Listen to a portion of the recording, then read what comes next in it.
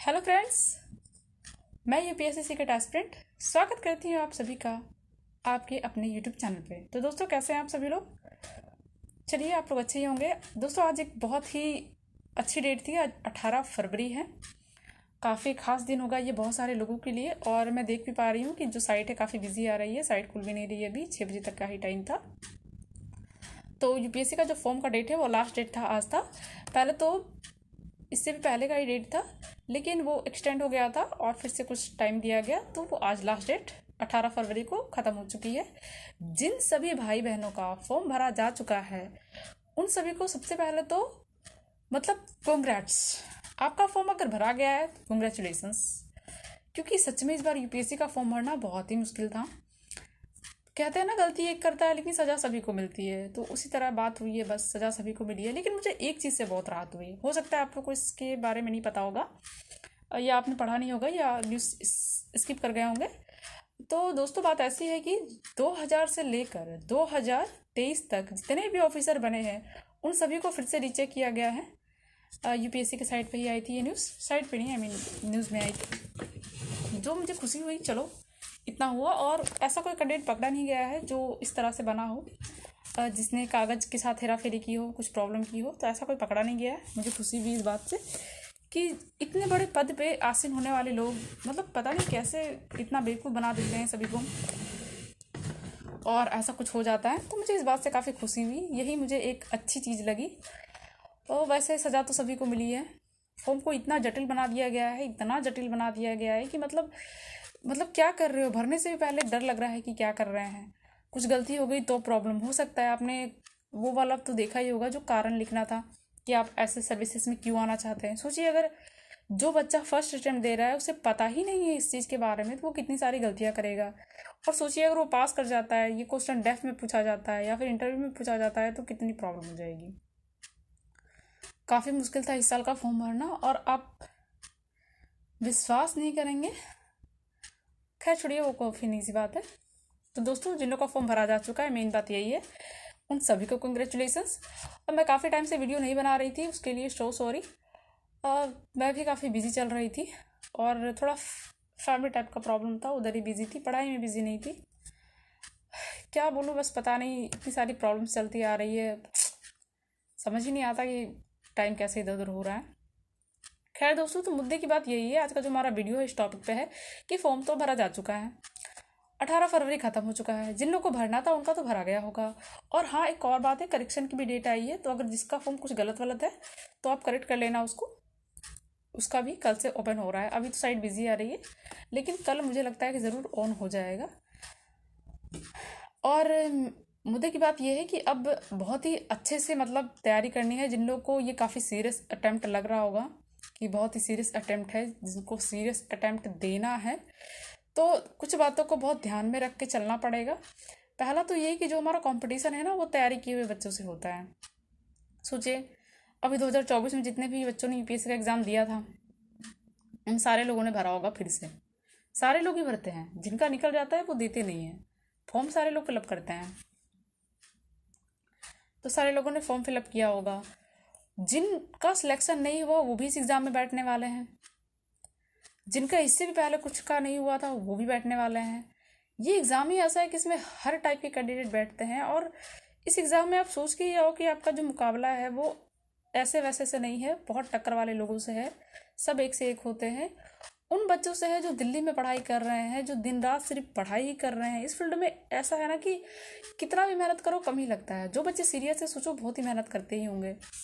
तो आपका कंपटीशन उससे है। तो दोस्तों, सीरियस अटेम्प्ट अगर है तो आप तभी कह सकते हैं जब आपकी तैयारी बहुत अच्छी है। जिनको लोगों को तैयारी भी स्टार्ट हुई है या करनी है, कुछ ना कुछ तो वर्क बचा ही होगा। ऐसा नहीं है कि सबकी पूरी हो चुकी हो। कोई भी ऐसा बच्चा नहीं होता जिसकी तैयारी एकदम खत्म हो गई हो, ऐसा नहीं हो सकता। अगर किसी की तैयारी हो गई है, नोट्स प्रिपेयर हो गए हैं, सब चीज़ हो गए हैं, तो भी रिवीजन बाकी है, और करंट अफेयर्स तो पढ़ना ही पढ़ना है। तो ये सारी चीज़ें तो होती ही होती है। ऐसा कुछ नहीं होता है कि सबकी पूरी तैयारी हो गई है। अब तो मुझे तो लगता है इसकी तैयारी कभी खत्म नहीं होती होगी। करंट अफेयर्स में इतने सारे टॉपिक्स आते हैं, कैसे तैयारी खत्म हो सकती है? स्टैटिक पोर्शन भले ही खत्म हो सकता है। तो दोस्तों, मैं मेन मुद्दे पर आती हूँ। बात यही है कि मैं ये कहना चाहती हूँ कि तैयारी को जो है किस तरह से राह दे, किस तरह से रास्ता दे, किस तरह अच्छी तरीके से तैयारी करें। तो अगर आप एडवांस स्टूडेंट हैं तब तो आपको खुद ही पता होगा, लेकिन अगर आप बेसिक स्टूडेंट्स हैं और एडवांस भी हैं तो भी कुछ चीज़ें हैं जो आपको मेरे वीडियोस में काम जरूर आएंगी, ऐसी बात नहीं है। तो चलिए बात करते हैं कि किस तरह से हमें अच्छे से पढ़ाई करना है। दोस्तों भी एग्जाम से अगर लेकर चले तो हमारे पास कितने दिन है? आज 18 फरवरी है, कल से 19 तारीख से स्टार्ट होगा, यानी कि हमारे पास फरवरी में सिर्फ 10 दिन है, ओनली 10 डेज। फरवरी में 10 दिन है, मार्च में 31 दिन है, अप्रैल में 30 दिन है। चलिए मैं लिख के बता दूं क्या, आपको ज़्यादा बेटर समझ में आएगा। तो फरवरी में जो है हमारे पास सिर्फ 10 दिन है, क्योंकि फरवरी 28 तारीख का ही है। 10 दिन फरवरी में, 31 दिन मार्च में एंड 30 दिन अप्रैल में, और मई चलो 20 तारीख की ले लेते हैं, ज़्यादा नहीं लेते हैं। कुल मिला के अगर बात करें तो हमारे पास कितना हो जाता है, तो हमारे पास हो जाता है 91 दिन। और बस 91 दिन में भी 10 दिन माइनस कर दो। 10 दिन क्यों? 10 दिन नहीं तो चलो 6 दिन माइनस कर देते हैं। माइनस क्यों?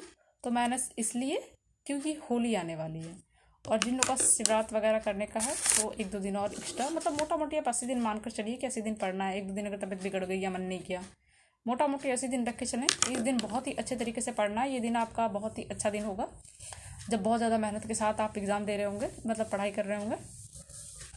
तो दोस्तों मैं आपको 2-3 सजेशन दूंगी पढ़ाई करने के। अगर आप बिगनर्स हैं तो भी मैं आपको ये नहीं बता रही हूँ कैसे पढ़ना है, मैं आपको बता रही हूँ कि पढ़ाई का मैनेजमेंट बता रही हूँ कि कैसे करें। तो दोस्तों मेरे ख्याल से क्या होता है कि हम दिमाग में जितनी भी चीज़ें रखते हैं ना, सारे भूल जाते हैं, कुछ याद नहीं रहता है। मैं तो कहूँगी कि इस तरह बिल्कुल लिख के याद करिए, आपको दिख रहा होगा, बिल्कुल इस तरह से लिख लीजिए।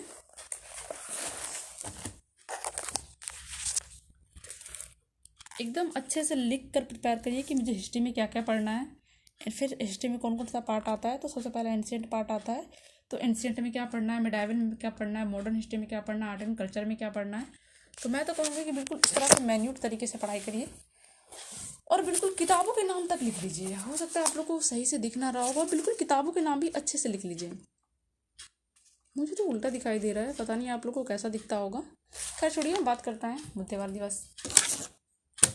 तो पहला तो मैं आपको ये सजेशन दूंगी कि बिल्कुल अच्छे से लिख लीजिए। मैं आपको हाथ से ही बता देती हूँ कि समझ लीजिए, मान लीजिए मुझे हिस्ट्री पढ़ना है, तो हिस्ट्री में कितने पार्ट होते हैं? तो एंशिएंट पार्ट होते हैं, मेडाइवल होता है, मॉडर्न हिस्ट्री होता है, आर्ट एंड कल्चर होता है, 4 पार्ट्स होते हैं। और एक वो भी होता है वर्ल्ड हिस्ट्री, तो उसका प्रीलिम्स से कोई लेना देना नहीं है, तो आप उसके लिए प्रीलिम्स के लिए अभी तो बिल्कुल मत पढ़िए वो। अगर किसी का हिस्ट्री जो है ऑप्शनल सब्जेक्ट भी है तो भी आप बाद में पढ़िएगा, प्रीलिम्स के बाद पढ़ लीजिएगा, क्योंकि अभी टाइम उस पर लगाने का कोई मतलब नहीं बनता है। जो लोग मेन आंसर राइटिंग वगैरह कर रहे हैं तो उनको करना ही चाहिए, थोड़ा टाइम अभी और आप कर सकते हैं, पूरा फरवरी तो कर ही सकते हैं, 15 मार्च तक कर सकते हैं, लेकिन 2 महीने पूरे प्रिलिम्स पे देना ही देना है। तो बिल्कुल अच्छे से लिख लीजिए, लिख कर तैयारी करिए कि हाँ मुझे इंस्टेंट में क्या क्या पढ़ना है, पूरा अच्छे से लिख लेना है कि मुझे कौन सी किताबें पढ़नी है, आर एस शर्मा पढ़नी है, रिवीजन करना है, कोचिंग नोट्स रिवीजन करने हैं, उड़ान की मैगजीन रिवीजन करनी है। तो इस तरह से आप जो जो पढ़ने वाले हो, या कोई भी कोचिंग नोट्स है आपके पास, स्टैंडर्ड बुक्स हैं, तो उस सबका नाम अच्छे से लिख लीजिए। रिवीजन वगैरह क्या करना है वो भी अच्छे से लिख के करिए, कुछ दिन रिवीजन कर रहे हैं, किस दिन कौन सी किताबें पढ़ेंगे, कितने घंटे देंगे, और ऐसा भी लिखा गया है। चलिए ये तो पहली बात हो गई। अब चलिए दूसरी बात करते हैं। दोस्तों इस एग्जाम में बहुत बहुत बहुत कुछ सीखना पड़ता है, ऐसा नहीं है कि 1-2 चीज़ें सीखी और हो गया। इस एग्ज़ाम को पास करने से पहले ही बहुत कुछ सीखना पड़ता है। इस फील्ड में जब लोग आते हैं ना, तो ये सोच कर आते हैं कि बस एक बार IAS बन जाए फिर तो सब सेटल है, लाइफ भी सेटल है, ज़िंदगी भी सेटल है, सब सेटल हो जाएगी। लेकिन सच तो ये है कि आप जब इस फील्ड में आते हैं ना, आपको बहुत कुछ सीखना पड़ता है, बहुत कुछ, इतनी चीज़ें सीखनी पड़ती है, मतलब मोस्ट ऑफ चीज़ें सीखनी पड़ती है, तब कहीं जाकर लगे हाँ हम इस एग्ज़ाम के लायक हैं। और फिर मैं आपको अपना एक्सपीरियंस बताऊँ ना, तो मैं तो UPSC के समंदर में बहुत पहले ही कूद गई थी। उस समय मेरा ग्रेजुएशन भी कंप्लीट नहीं हुआ था, और उस टाइम मेरा कोचिंग करने का भी प्लान था। तो मैं पढ़ती थी लेकिन ठीक से नहीं पढ़ती थी। मैं अपने बारे में ज़्यादा कभी जल्दी बताती नहीं हूँ, लेकिन पता नहीं क्यों मेरा बताने का दिल हो रहा है आज। तो जब मैं पढ़ती थी ना, तो बहुत ज़्यादा सीरियसली नहीं पढ़ती थी, क्योंकि मेरे पापा मम्मी ने कह रखा था कि आपको कोचिंग भी करनी है, मुझे दिल्ली भेजने वाले थे। तो मैंने कभी सीरियसली पढ़ा ही नहीं।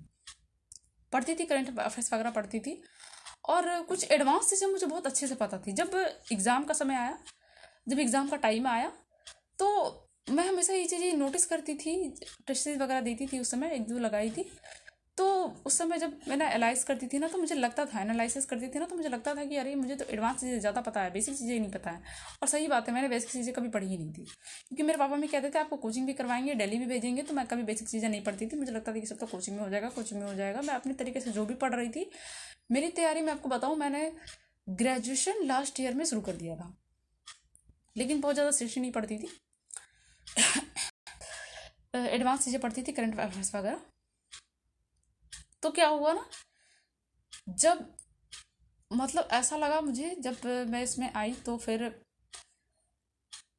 बेसिक चीज़ें पता नहीं थी, स्टैंडर्ड चीज़ें बहुत ज़्यादा पता होती थी, तो मैं बहुत ज़्यादा कंफ्यूज भी कर गई। मेरी तैयारी एकदम मतलब गुचुर मुचुर हो गई। मैं अपने बारे में बताऊँ ना तो बहुत ही ख़राब सिचुएशन हो गया मेरे साथ। मतलब मेरी पूरी तैयारी गुचुर मुचुर हो गई, पूरी ख़राब हो गई, बिल्कुल अच्छी नहीं रही। कोई बात नहीं, ज़िंदगी है, हर कोई लकी नहीं होता है, बहुत सारे लोग अनलकी भी होते हैं, बहुत सारे लोग होते हैं। तो मेरा यही मैं आपसे को सजेस्ट दे रही हूँ कि जब आप पढ़ रहे हो ना, तो दो सब्जेक्ट को मिलाकर चलो।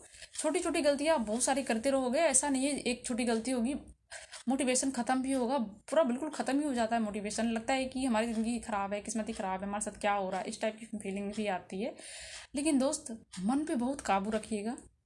इस एग्ज़ाम में मन पे बहुत काबू रखना पड़ता है, क्योंकि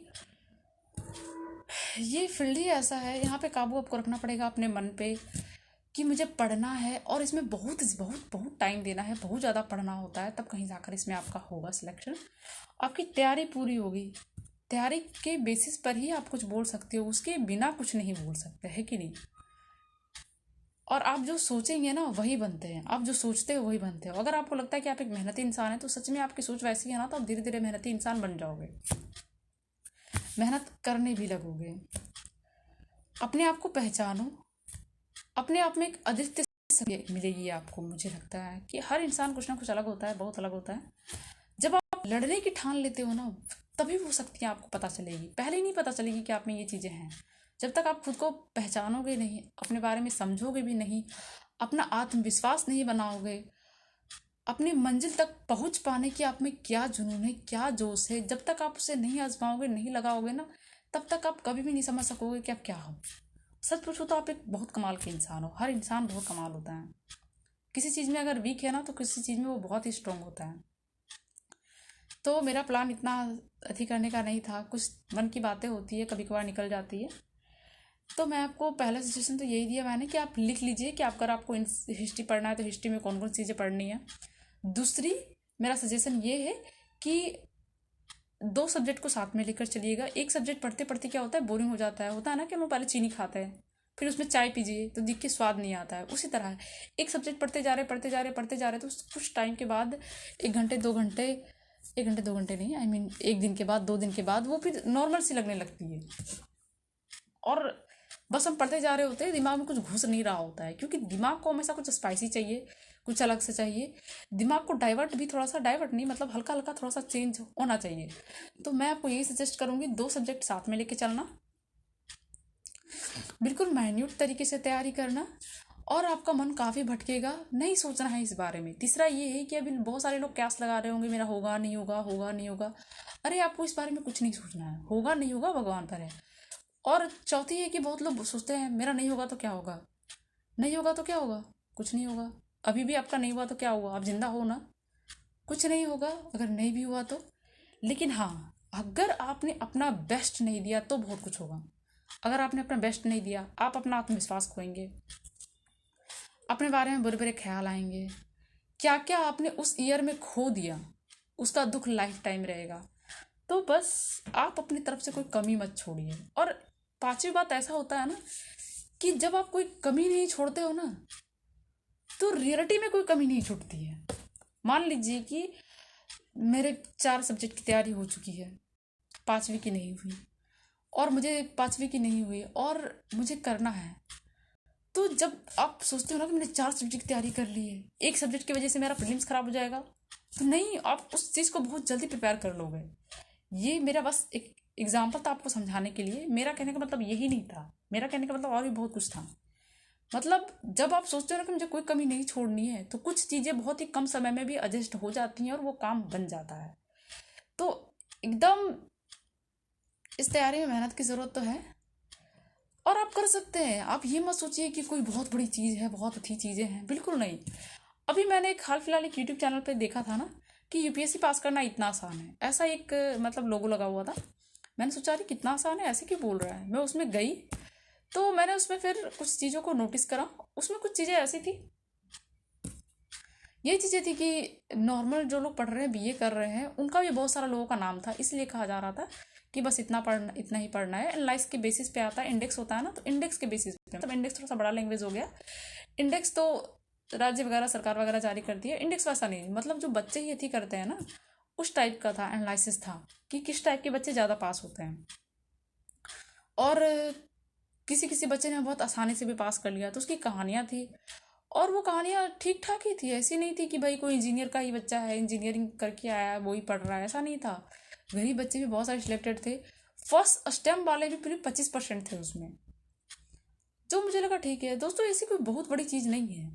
आप इस एग्ज़ाम में अच्छे से साल, 1.5 साल, 2 साल भी दे दोगे ना, ये एग्ज़ाम निकल जाएगा। अरे आप साल भर तैयारी करोगे बहुत ही अच्छे से, बहुत अच्छे से, 10 घंटे की बेसिस पे, तो ऐसा नहीं है कि इस तैयारी में आपको बहुत कुछ छूट जाएगा, नहीं। तो ऐसा है कि बहुत कुछ पार हो जाएगा, बहुत कुछ पढ़ लोगे। अब सोचो आपका यूपीएससी का जो सिलेबस है आधा से ज़्यादा आपने पूरा कर लिया है, तो क्या आप समझ लीजिए 60% आपने कंप्लीट कर लिया, तो क्या 40% की वजह से छोड़ोगे? नहीं छोड़ोगे ना, लगेगा ना वो भी कंप्लीट कर लें। तो मैंने बस यही कुछ बातें थी। आ, पता नहीं क्यों मेरा टाइम ऐसे क्यों जा रहा है। होता है ना कि टाइम कभी कभी अपने आप भी चला जाता है। सोचते हैं बनाएंगे बनाएंगे, पता नहीं कैसे लेट हो जा रहा है। खैर दोस्तों, मैं कोशिश करूँगी कि रोज़ ही ऑनलाइन आऊँ। थैंक यू सो मच, इतना मतलब मैं इतने दिनों के बाद वीडियो बना रही हूँ, लेकिन फिर भी इतना प्यार बनाए रखने के लिए थैंक यू। प्लीज़ मुझे इस तरह सपोर्ट करते रहिएगा, मुझे बहुत ही खुशी होती है। And like and subscribe my channel. Thank you so much and all the best for your exam. जिन लोगों ने फॉर्म भर दिया उनके लिए कॉन्ग्रेट्स, और अच्छे से तैयारी में जुट जाइए। मेरा कहने का मतलब है बिल्कुल कमर कस लीजिए। कुछ चीज़ें हैं जो छोटी छोटी गलतियां हैं, आप मत करिएगा, सभी करते हैं, प्लीज़ आप मत करिएगा। मैंने भी बहुत की थी, बहुत गलती करके ही सीखी समझी हूँ। आफ्टर मेरी तो पूरी तैयारी इधर उधर हो गई, तो क्या ही बताऊँ, बिना तैयारी के भी मैंने अटैम्प्ट दे दिए। खैर दोस्तों, thank you so much, bye, like and subscribe my channel.